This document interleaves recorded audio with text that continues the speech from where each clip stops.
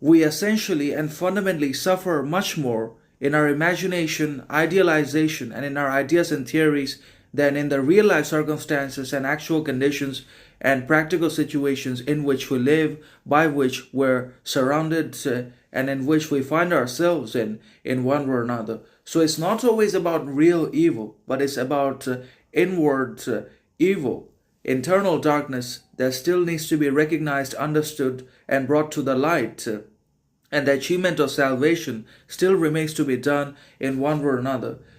If it's not about possessions, wealth, riches, or enormous quantities of wealth that will be squandered anyways or that will remain behind, and it's also not always about achieving our ambitions, but it's about obviously achieving definitive character, self knowledge, self respect, self authenticity, self distinction, self identity, self control, and discipline that makes us not only powerful but also gives us habits and obviously makes us indispensable, invincible, unshakable in our communications, actions, talents, anyways, in one way or another.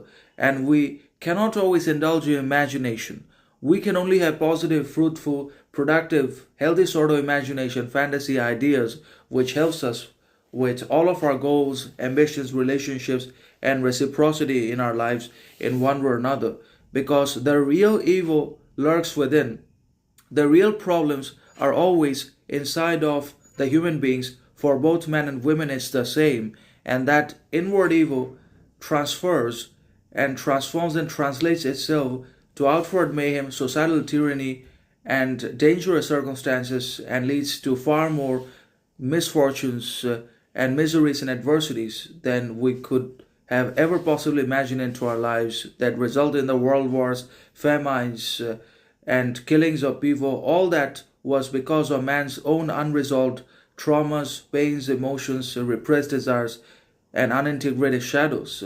So real evil lurks within. If quality talent is inward, then evil is also inward, and it has to be acknowledged, understood, and either reformed or accepted entirely so that it ceases to cause constant interruptions and interferences in our growth, progress, learning. We're able to acquire habits and talents by consistently acting in particularly adherent, disciplined ways in one way or another. So that is the thing. But we refuse to see anything wrong in ourselves. We repress all that which we do not like, which is uncomfortable in ourselves. We send that into repression mode, and that becomes a collective unconscious and causes far more dangerous outcomes than we can possibly imagine. Because unexpressed emotions will never die, they are buried alive